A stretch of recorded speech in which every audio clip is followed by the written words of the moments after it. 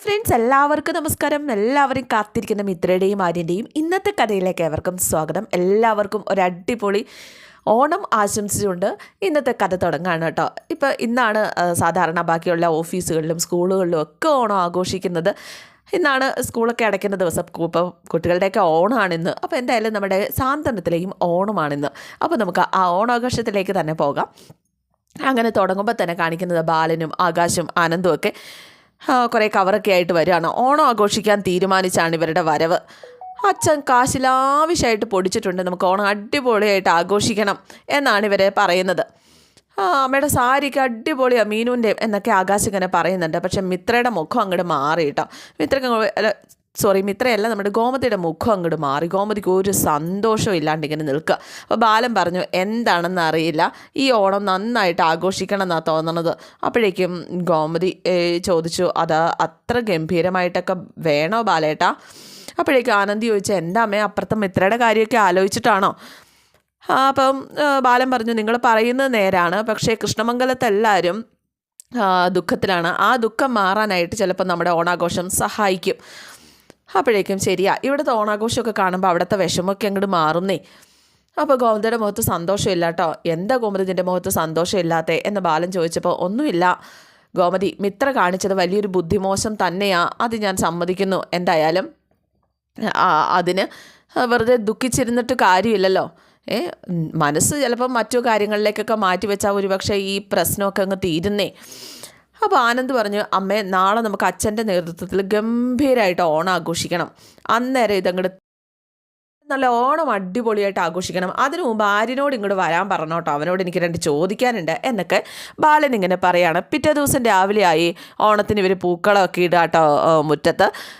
മീനാക്ഷിയും ഗോമതിയും ധർമ്മനും എല്ലാവരും ഉണ്ട്. പൂക്കളമൊക്കെ ഇങ്ങനെ ഇട്ടുകൊണ്ട് ഇരിക്കുകയാണ്. ഗോമതിയുടെയും മീനാക്ഷിയുടെയും മുഖത്ത് ആ ടെൻഷൻ കാണാം. വഴിക്കണ്ണുമായിട്ടാണ് അവരിയ്ക്കുന്നത്. ഇപ്പം മിത്രയും ആര്യനും വരും എന്നാണ് ഇവരുടെ ചിന്ത. ഇതേ സമയം മിത്രയും ആര്യനും വരുന്നുണ്ട്. എനിക്ക് എപ്പോഴും വായിൽ വരുന്നത് മിത്രനും ആര്യയും എന്നാണ്. പെട്ടെന്ന് അങ്ങനെ പറഞ്ഞു പോവുകയാണ്. എന്തായാലും നമ്മുടെ മിത്രയും ആര്യനും വരുന്നുണ്ട്. അവരുടെ കാറ് കാണിക്കുമ്പം ആര്യൻ ഫ്രണ്ടിൽ ഇങ്ങനെ ഇരിക്കുന്നു, ഡ്രൈവർ സീറ്റിൻ്റെ അടുത്ത് ഇങ്ങനെ ഇരിക്കുന്നു. മിത്ര എങ്ങോട്ടോ നോക്കി പുറകിൽ ഇങ്ങനെ ഇരിക്കുന്നു. അടുക്കളയിൽ കാര്യങ്ങളൊക്കെ നടക്കുകയാണ്. ഗോമതി ആണെങ്കിൽ വെണ്ടയ്ക്കയും കൈ പിടിച്ചുകൊണ്ട് ഇങ്ങനെ എന്തൊക്കെയോ ആലോചിച്ചുകൊണ്ട് ഇങ്ങനെ നിൽക്കുക. ബാലൻ ഓരോന്നൊക്കെ മീനാക്ഷിയോട് പറഞ്ഞു കൊടുത്ത് ചെയ്യിക്കുന്നുണ്ട്. എപ്പോഴാണ് ഗോമതിയെ നോക്കുന്നത്. ഗോമതിയാണ് ഇങ്ങനെ ആലോചിച്ച് നിൽക്കുന്നത് കണ്ടിട്ട്, എന്താ ഗോമതി ഇത്? നോക്കി അരിയ? ഒന്നുമില്ല ബാലേട്ടാ, ഞാൻ അരിയാം. എന്തായാലും ഇടയ്ക്ക് വെച്ച് ആര്യനും മിത്രയും പുറത്തിറങ്ങുന്നെന്ന് സംസാരിക്കുകയാണ്. കുറച്ച് സമയം കൂടി കഴിയുമ്പോഴേക്കും നമ്മൾ വീട്ടിലെത്തും എന്നും ആര്യൻ ഇങ്ങനെ പറയുക കേട്ടോ. ആര്യൻ പിണക്കമൊന്നും ഭാവിക്കുന്നൊന്നുമില്ല. കുറച്ച് സമയം കഴിയുമ്പോൾ നമ്മൾ വീട്ടിലെത്തും. എന്തായാലും വലിയൊരു പ്രശ്നം 2 ഭാഗത്തു നിന്നും ഉണ്ടാകാം. ഇനി എന്തൊക്കെ സംഭവിച്ചാലും ശരി, ഒരു കാരണവശാലും നീ അമ്മയെ ഒറ്റിക്കൊടുക്കരുത്. അമ്മ അറിഞ്ഞിട്ടാണ് ഈ കല്യാണം നടന്നതെന്ന് ഒരു കാരണവശാലും അവിടെ പറയരുത്. വീട്ടിലെ അച്ഛനും ഏട്ടന്മാരൊക്കെ ചോദിക്കും. അവരോടൊക്കെ മറുപടി ഗുരുവായൂർ വെച്ച് തീരുമാനിച്ച പോലെ തന്നെ പറയണം. പിന്നെ മറ്റൊരു കാര്യം, ഞാൻ നിൻ്റെ കഴുത്തിൽ താലി കെട്ടി എന്നുള്ളതൊക്കെ ശരിയാണ്. അത് വെറും ഒരു ചടങ്ങ് മാത്രമാണ്. എൻ്റെ അമ്മയ്ക്ക് വേണ്ടിയിട്ട് ഞാൻ ചെയ്തൊരു ത്യാഗമാണ് എന്ന് നീ കരുതിയാൽ മതി. പക്ഷേ മനസ്സുകൊണ്ട് നിന്നെ ഭാര്യയായിട്ട് അംഗീകരിക്കാൻ എനിക്ക് സാധിക്കില്ല. എന്തായാലും ഇത് കേൾക്കുമ്പോൾ മിത്രയ്ക്കും ദേഷ്യം വരുന്നുണ്ട് കേട്ടോ. മറ്റുള്ളവരുടെ മുമ്പിൽ മാത്രമാണ് നമ്മൾ ഭാര്യയും ഭർത്താവും ഒക്കെ ആയിരിക്കത്തുള്ളൂ. മനസാക്ഷിക്ക് മുമ്പിൽ നമ്മൾ പഴയ ശത്രുക്കൾ തന്നെയായിരിക്കും. ഒരു ഭർത്താവിൽ നിന്നുള്ള കടമയോ കടപ്പാടോ നീ എന്നിൽ നിന്ന് പ്രതീക്ഷിക്കേണ്ട. ഭാര്യ എന്ന നിലക്കുള്ള സഹകരണം നിന്നിൽ നിന്ന് ഞാനും പ്രതീക്ഷിക്കുന്നില്ല, ഒരിക്കലും അതില്ല. എനിക്കറിയാം, നിന്നെ താലി കെട്ടേണ്ടി വന്നാലും തല കെട്ടേണ്ടി വന്നതിൽ ഞാൻ എത്രമാത്രം വിഷമിക്കുന്നോ അതിനപ്പുറം വിഷമം എന്നെ ഭർത്താവാക്കിയതിൽ നിനക്കുണ്ടോ എന്ന്. എന്തായാലും അനുഭവിക്കുകയല്ലാതെ വേറെ നിവൃത്തിയില്ല. അതിനൊപ്പം അഭിനയിക്കുകയും വേണം മറ്റുള്ളവരുടെ മുമ്പിൽ ഭാര്യയും ഭർത്താവുമായിട്ട്. ഒരുപക്ഷെ ജീവിതാവസാനം വരെ നീണ്ടു നിൽക്കുന്ന ഒരു അഭിനയം ഇങ്ങനെ നമ്മൾ തുടരേണ്ടി വരും. നമ്മൾ 2 പേരും വിവാഹത്തിൻ്റെ പക്വത എത്താത്തവരാണ് എന്ന് നമുക്ക് 2 പേർക്കും അറിയാം. ജീവിതത്തെക്കുറിച്ച് ഓരോ സ്വപ്നങ്ങളും നമുക്ക് 2 പേർക്കും ഉണ്ടായിരുന്നു. എനിക്ക് ഒരു മ്യൂസിക് ഡയറക്ടർ ആവണമെന്ന് തന്നെയായിരുന്നു ആഗ്രഹം. നിനക്കും നിൻ്റേതായ പ്രതീക്ഷകളൊക്കെ ഉണ്ടായിരുന്നിരിക്കും. 2 പേരുടെയും സ്വപ്നങ്ങൾ ഏതാണ്ട് തകർന്നു പോയിരിക്കുകയാണ്. അതിൻ്റെ ഒരു ദേഷ്യവും സങ്കടവും രണ്ടു പേർക്കും ഉണ്ടാകും. ഒരു പക്ഷേ അത് നമ്മൾ പ്രകടിപ്പിക്കുകയും ചെയ്യും. പക്ഷേ അതൊന്നും മറ്റുള്ളവരുടെ മുന്നിൽ വെച്ച് ആവരുത്. മറ്റുള്ളവരുടെ മുന്നിൽ വെച്ച് ഒരിക്കലും ഒരു പ്രശ്നം ഉണ്ടാക്കരുത്. എന്തായാലും നമ്മൾ വീട്ടിൽ നിന്ന് പുറത്ത് പോകുമ്പോൾ, ഞാൻ വീട്ടിൽ നിന്ന് പുറത്ത് പോകുമ്പോൾ എവിടെ പോകുന്നു, എന്തിനു പോകുന്നു എന്നൊന്നും അന്വേഷിക്കേണ്ട. നീ പോകുമ്പം ഞാനും തിരക്കില്ല. വീട്ടുകാർ കാണാൻ വേണ്ടിയിട്ട് ഒന്ന് ചിരിച്ചു കൊടുക്കേണ്ടി വരും, അത് ശരിയാണ്. ഒരുമിച്ച് നിൽക്കേണ്ടി വരും, ഒരുമിച്ച് ഭക്ഷണം കഴിക്കേണ്ടി വരും. അത്ര മാത്രമായിരിക്കും ഒരു ഭാര്യയും ഭർത്താവും എന്ന നിലയ്ക്ക് നമ്മൾ ചെയ്യുന്നത്. അപ്പോഴേക്കും ഞാൻ പറയാതെ നിനക്കെല്ലാം മനസ്സിലായല്ലോ അല്ലേ എന്ന് ചോദിച്ചു കഴിഞ്ഞപ്പോഴേക്കും, ഞാൻ പറഞ്ഞതൊക്കെ മനസ്സിലായല്ലോ അല്ലേ എന്ന് ചോദിച്ചു കഴിഞ്ഞപ്പോഴേക്കും അവൾ പറഞ്ഞു, പറയാതെ തന്നെ എനിക്കെല്ലാം മനസ്സിലായിരുന്നു. എന്തായാലും പെട്ടുപോയവർ തന്നെയാണ്, ഇനി അനുഭവിച്ചല്ലേ പറ്റുള്ളൂ, അഭിനയിച്ചല്ലേ പറ്റുള്ളൂ എന്നൊക്കെ മിത്രയും ചോദിക്കുക. എനിക്ക് സഹതാപവും അനുകമ്പയും ഒന്നും വേണ്ടായിരുന്നു. എനിക്ക് എന്തുകൊണ്ട് എന്നെ അങ്ങ് വെറുതെ വിട്ടാൽ മതിയായിരുന്നു. അപ്പോഴേക്കും നിനക്കത് പറയാൻ പാടില്ലായിരുന്നു എൻ്റെ അമ്മയോട് എന്ന് ചോദിച്ചു കഴിഞ്ഞപ്പോഴേക്കും, അത് ഞാൻ തിരിച്ചു ചോദിക്കട്ടെ, ആദ്യം ആര്യനോടല്ലേ അപ്പച്ചി ആവശ്യപ്പെട്ടത് എന്നെ കല്യാണം കഴിക്കണമെന്ന്? അപ്പോൾ എന്തുകൊണ്ട് എതിർത്തില്ല? അങ്ങനെ എതിർത്തിരുന്നെങ്കിൽ ഈ ഒരവസ്ഥ ഉണ്ടാവില്ലായിരുന്നു. മാത്രമല്ല എന്നോടായിരുന്നില്ലേ അപ്പച്ചി ആദ്യം ചോദിക്കേണ്ടിയിരുന്നത് വിവാഹത്തിന് സമ്മതമാണോ എന്ന്? നീ രക്ഷപ്പെടുന്നെങ്കിൽ രക്ഷപ്പെട്ടോട്ടെ നമ്മ കരുതി. ഒരു ജീവിതം ഇല്ലാതാക്കുന്നതിനെയാണോ രക്ഷപ്പെടുത്തുക എന്ന് പറയുക? ഇപ്പോൾ ഒരു ജീവിതമല്ല, 2 ജീവിതമാണ് ഇല്ലാതായിരിക്കുന്നത്, എൻ്റെയും നിൻ്റെയും. അപ്പം ആര്യം പറഞ്ഞു, എൻ്റെ ജീവിതം ഈ വിവാഹത്തോടെ ഇല്ലാതായത്, പക്ഷേ നിൻ്റെ ജീവിതം ആ ഫ്രോഡിനെ പരിചയപ്പെട്ട അന്ന് തന്നെ ഇല്ലാതായി. അപ്പോഴേക്കും മിത്ര പറഞ്ഞു, അവൻ ഫ്രോഡ് തന്നെയാണ്, പക്ഷേ എന്നെ കല്യാണം കഴിക്കണമെന്ന് പറഞ്ഞ് ഞാൻ അങ്ങോട്ട് കാല് പിടിക്കാനൊന്നും വന്നില്ലല്ലോ. ഇല്ലല്ലോ. അതുകൊണ്ട് എനിക്കൊരു ഔദാര്യം ചെയ്യുന്നതായിട്ട് ആരും കരുതുമൊന്നും വേണ്ട. ഞാൻ ഒരിക്കലും പറഞ്ഞില്ല നിങ്ങളോട് എന്നെ വിവാഹം കഴിക്കാനായിട്ട്. ഞാനൊരു ചതിപ്പെട്ടു, അത് ശരിയാണ്, സമ്മതിച്ചു. പക്ഷേ എന്ന് വെച്ച് എൻ്റെ വ്യക്തിത്വം ഞാൻ ആർക്കും അടിയറവ് വയ്ക്കാൻ പോകുന്നില്ല. ഇവളുടെ ശൗര്യം കണ്ടപ്പോൾ ഇവനും കലി വരുന്നുണ്ട്. ആര്യൻ പറഞ്ഞതുപോലെ ദാ ഈ താലി, ഇത് വെറും ഒരു യാന്ത്രികമായ ചടങ്ങ് മാത്രമായേ ഞാൻ കരുതുന്നുള്ളൂ. നമ്മൾ 2 വ്യക്തികൾ തന്നെയാണ്. ആര്യൻ്റെ മേൽ എനിക്കോ എൻ്റെ മേൽ ആര്യനോ ഒരു നിയന്ത്രണങ്ങളുമില്ല. എല്ലാം ഞാൻ സമ്മതിച്ചു. എന്നാ പോവാം എന്ന് മിത്രയോട് ആര്യൻ പറഞ്ഞപ്പോൾ പോകാം എന്ന് മിത്രയും പറഞ്ഞു. എന്തായാലും 2 പേരും പറയാനുള്ളതൊക്കെ മനസ്സ് വെച്ചതൊക്കെ പരസ്പരം പറഞ്ഞു തീർത്തിട്ടുണ്ട്. ഇനി അങ്ങോട്ട് ഫൈറ്റ് ആയിരിക്കും. നമ്മുടെ ബാലനും ആനന്ദും ആകാശവും അനുശ്രീയൊക്കെ ടേബിളിൽ ഫുഡ് വിളമ്പാനുള്ള പരിപാടിയിലാണ്.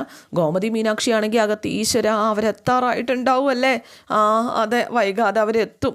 എൻ്റെ ഭഗവാനേ, എന്താ മീനാക്ഷി ഇനി അങ്ങോട്ടേക്ക് ഉണ്ടാകാൻ പോകുന്നത്? ഓണമായിട്ട് പുലിക്കളിയും കടവുകളിയും ഒക്കെ ഉണ്ടാകും എന്ന് മീനാക്ഷി. ചിലപ്പോൾ നമ്മൾ പേടിക്കുന്ന പോലെ ഒന്നും സംഭവിക്കില്ലായിരിക്കും അല്ലേ? എനിക്ക് അറിഞ്ഞൂടാ. അല്ല, ആനന്ദേട്ടനും ബാലേട്ടനും ഒക്കെ ഈ കല്യാണത്തോട് അനുകൂലമായിട്ട് ഇടപെട്ടാലോ എന്ന് ഗോമതി. അപ്പോഴേക്കും മീനാക്ഷി പറഞ്ഞു, എൻ്റെ അമ്മേ, എന്തായാലും കുറച്ച് സമയത്തിനകം നമുക്ക് എല്ലാം തിരിച്ചറിയാൻ പറ്റും. അപ്പോഴേക്കും ബാലനകത്തുനിന്ന് വിളിക്കുക. ഗോമതി ഞെട്ടി. ഗോമതി, അയ്യോ ബാലേട്ടൻ വിളിക്കുന്നു, എല്ലാം അറിഞ്ഞു കാണുമോ? അങ്ങനെ ഇവിടെ ആരും ഒന്നും അറിഞ്ഞിട്ടൊന്നുമില്ല. അമ്മ ചുമ്മാ പേടിച്ച് എല്ലാവരെയും ഒന്നും അറിയിക്കാനായിട്ട് നിൽക്കേണ്ട. ഇല്ലില്ലില്ലില്ലില്ല. ഗോമതി, ദാ വരുന്നു ബാലേട്ടാ എന്നും പറഞ്ഞിട്ട് ഞെട്ടു കേട്ടോ. വിളിക്കുന്നു മീനാക്ഷി.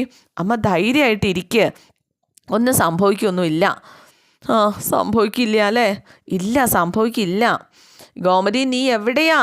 അതാ വരുന്നു എന്നും പറഞ്ഞ് ഗോമതി അങ്ങ് പോവാം. നിങ്ങളിത് എവിടെയാ? സദ്യയൊക്കെ തയ്യാറായില്ലേ? വിളമ്പി തുടങ്ങണ്ടേ എന്നൊക്കെ ചോദിച്ചപ്പോഴേക്കും വിളമ്പി തുടങ്ങാം.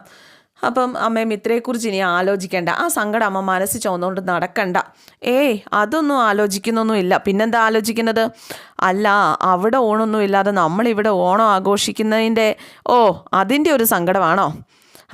എന്നാൽ ഒരു കാര്യം ചെയ്യാം, ഞാനൊരു കാര്യം പറയാം, ഇതിനൊരു പരിഹാരം ഞാൻ പറയാം. ഇന്നലെ മുതൽ ഞാൻ ആലോചിക്കുന്നതാണ്. നിങ്ങളെല്ലാവരും സമ്മതിച്ചാൽ നമുക്ക് അതങ്ങടെ ആലോചിക്കാം, ചെയ്യാം. അപ്പം എന്താ വെച്ചാ പറ. അല്ല, ഗോമതി പറഞ്ഞത് ശരിയാണ്. അപ്പുറത്ത് ഓണം ആഘോഷിക്കുന്നില്ല, നമ്മൾ ഉത്സാഹത്തോടെ ഓണം കൊണ്ടാടുകയും ചെയ്യുന്നു. അതിൻ്റെ കാരണം ഞാൻ ഇന്നലെ നിങ്ങളോട് പറഞ്ഞിരുന്നു. അവരെ തകർക്കാനോ അവരെ കളിയാക്കാനോ ഒന്നും അല്ല. ഓണം എന്നാൽ പൂക്കളവും പായസവും ഊഞ്ഞാലും ഓണക്കോടി മാത്രമല്ലല്ലോ. ഓണത്തിന് ഒരർത്ഥമില്ലേ? സ്നേഹം, വർഷങ്ങളായി നമ്മൾ കൃഷ്ണമംഗലംകാരുമായിട്ട് ശത്രുതയിലല്ലേ. ജയിക്കാൻ മാത്രമേ രണ്ട് കുടുംബവും നോക്കിയിട്ടുള്ളൂ, അതുള്ളത് തന്നെ. അതിൻ്റെ പ്രധാന കാരണവും ദേവമംഗലത്തും കൃഷ്ണമംഗലത്തും മറ്റു ദുഃഖങ്ങളൊന്നും ഇല്ലാത്തത് കൊണ്ട് തന്നെയായിരുന്നു.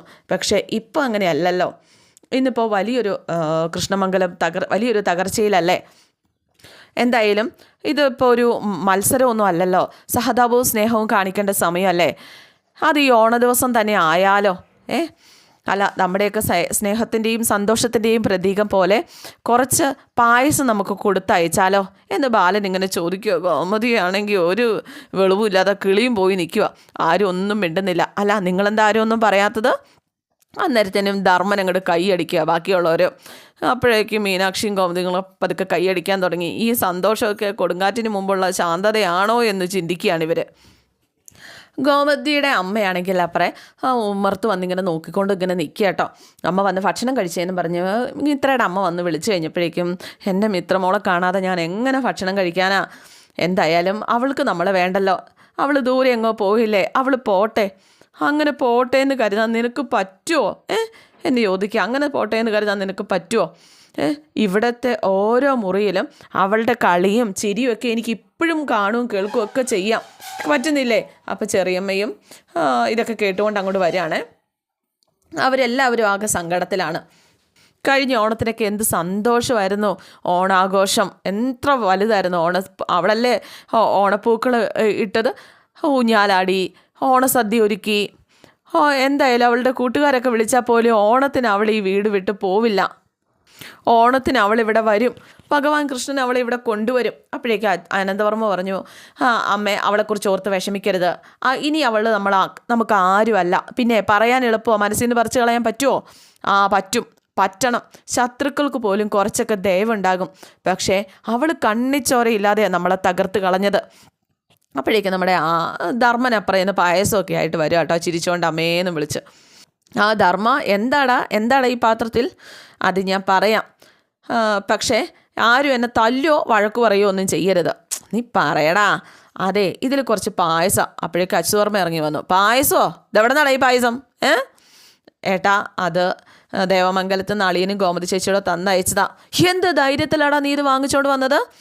ഞാനായിട്ട് വാങ്ങിച്ചതൊന്നുമല്ല, അളിയൻ നിർബന്ധിച്ച് തന്നു വിട്ടതാണ്, ഞാൻ മേടിച്ചതൊന്നുമല്ല.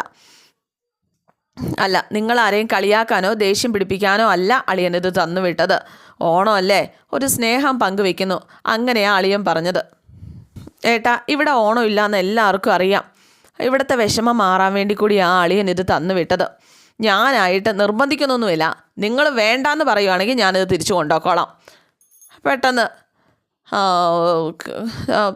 ധർമ്മാന്ന് പറഞ്ഞിട്ട് ദയനീയമായിട്ട് ഇവൻ്റെ അമ്മ വിളിക്കുക കേട്ടോ. ഇവരുടെ അമ്മ വിളിക്കുക, മുത്തശ്ശി ഇങ്ങനെ വിളിക്കുകയാണ് മിത്രയുടെ. അപ്പോഴേക്കും ആനന്ദവർമ്മ പറഞ്ഞു, ഭാര്യയോട് പറഞ്ഞു, നീ പോയി അകത്ത് പോയി കുറച്ച് ഗ്ലാസ് എടുത്തിട്ട് വാ, നമുക്കേ ഇന്ന് ഓണപ്പായസം കുടിക്കുക തന്നെ വേണം. അപ്പോൾ അച്യുതൻ ചോദിച്ചു, അത് വേണോ ഏട്ടാ? അത് വേണോ അച്യുതാ? നമ്മൾ ഓമനിച്ച് വളർത്തിയ മകളാണ് നമ്മളെ തള്ളിക്കളഞ്ഞിട്ട് ഒരു ശത്രുവിനെ പോലെ അകന്നു പോയത്. ശത്രുവായിട്ട് നിന്നവർ സ്നേഹം കൊടുത്ത് അയച്ചിരിക്കുന്നു. ഇത് നിരസിക്കേണ്ടെന്ന തന്നെയാണ് എൻ്റെ അഭിപ്രായം. അപ്പോഴേക്കും അച്ഛൻ്റെ കെട്ടിയോളും പറഞ്ഞു, ശരിയാ ആനന്ദേട്ടൻ പറയുന്നതാ ശരി, ശത്രുതയൊക്കെ അവസാനിപ്പിക്കാം. ഇവിടെ ഒരു വിഷമം വന്നപ്പോൾ വൈരാഗ്യമൊക്കെ മറന്ന് കൂടെ നിന്നല്ലോ. അപ്പോഴേക്കും ഗോമതിയുടെ അമ്മയും പറഞ്ഞു, ശരിയാ. അപ്പോൾ ധർമ്മം പറഞ്ഞു, മിത്ര പോയത് അവിടെയും ഭയങ്കര വിഷമവും സങ്കടവും തന്നെയാണ്. പക്ഷേ രണ്ട് കുടുംബങ്ങളുടെ ശത്രുത ഈ ഓണനാളിൽ അവസാനിക്കുന്നതിൻ്റെ സന്തോഷം എനിക്കിപ്പോൾ. ഞാൻ തന്നെ ചെന്ന് ഗ്ലാസ് എടുത്ത് വയ്ക്കാം എന്നും പറഞ്ഞ് ധർമ്മനകത്തേക്ക് കയറി പോവാ കേട്ടോ. ഈശ്വരാ, എല്ലാം ഭഗവാന്റെ അനുഗ്രഹമാണല്ലോ എന്നും പറഞ്ഞ് പ്രാർത്ഥനയോടെ നിൽക്കുക. ഇതൊക്കെ കാണാൻ എൻ്റെ മിത്രമോളുകൂടി ഉണ്ടായിരുന്നെങ്കിൽ എന്നൊക്കെ ആ മുത്തശ്ശി ഇങ്ങനെ പ്രാർത്ഥിക്കുകയാണ്. ഇതേ സമയം നമ്മുടെ ബാലൻ്റെയോട് ചോദിക്കുകയാണ് ആകാശൊക്കെ, അവർ പായസം കുടിക്കുമോ? ഉറപ്പായിട്ടും കുടിക്കും, അവർ പായസം കുടിക്കും. എന്തായാലും അവരവിടെ പായസം കൂടിയാണ്. ഈ സമയത്ത് നമ്മുടെ മിത്രമോളും കൂടി ഉണ്ടായിരുന്നെങ്കിൽ എന്ത് സന്തോഷമാകുമായിരുന്നു എന്ന് ഗോമതിയുടെ അമ്മ ഇടയ്ക്കിടയ്ക്ക് പറയും. അവരുടെ ഡൈനിങ് ടേബിളിൽ ഇരുന്ന് പായസം കുടിക്കുകയാണ്. ധർമ്മനാണ് വിളമ്പി കൊടുക്കുന്നത്. ഇതേ സമയം നമ്മുടെ ഗോമതി മീനാക്ഷിയെ വിളിച്ച് മാറ്റി നിർത്തി, എൻ്റെ പൊന്നുമോളെ, എൻ്റെ കൈയും കാലും വിറയ്ക്കുന്നു, അവരെത്താറായി എന്നാണ് തോന്നണേ, അയ്യോ. ഇതേ സമയം ബാലൻ വിളിക്കുന്നുണ്ട്, അമ്മേ ടെൻഷനൊന്നും അടിക്കാതെ ചെല്ലമ്മേ, നീയും വാ എന്നും പറഞ്ഞ് ഗോമതിയും നമ്മുടെ മീനാക്ഷിയും കൂടെ അങ്ങോട്ടേക്ക് ചെല്ലുകയാണ്. നിങ്ങളിത് എന്തെടുക്കുക? ഇതൊക്കെ ഇരുന്ന് കഴിക്കുക, വിളമ്പിക്കുക ഓരോന്ന്. എന്തായാലും അപ്പോൾ കാറിൻ്റെ ഹോൺ കേട്ടു. അയ്യോ ഇത് കാറിൻ്റെ ഹോണല്ലേ കേട്ടത്, ആരാ അത്, ഇങ്ങോട്ടേക്ക് ആയിരിക്കുമോ എന്നും പറഞ്ഞിട്ട് ഈ കൃഷ്ണമംഗലംകാരെല്ലാവരും അലോക് സഹിതം പുറത്തേക്ക് ഇറങ്ങി വരികയാണ്. അതുപോലെ ദേവമംഗലത്തും വണ്ടിയുടെ സൗണ്ട് കേട്ട് കഴിഞ്ഞപ്പോൾ അയ്യോ മോളെ എന്നും പറഞ്ഞിട്ട് നമ്മുടെ ഗോമതി ഞെട്ടി മീനാക്ഷിയുടെ കയ്യിൽ കയറി പിടിച്ചു കേട്ടോ. എന്തായാലും വണ്ടിയിൽ നിന്നും ആര്യൻ ഇറങ്ങിയിട്ടോ. ആര്യൻ ഇറങ്ങി ഇങ്ങനെ നോക്കി നിൽക്കുക, മിത്രകത്തിരിക്കുകയാണ് കേട്ടോ. ഇനി നാളത്തെ എപ്പിസോഡിനകത്താണ് സംഘർഷഭരിതമായ ആ ഒരു സംവിധാനങ്ങളൊക്കെ വരുന്നത്. അപ്പം എല്ലാവർക്കും ഇഷ്ടമായി എന്ന് വിചാരിക്കുന്നു. C you again. Thank you.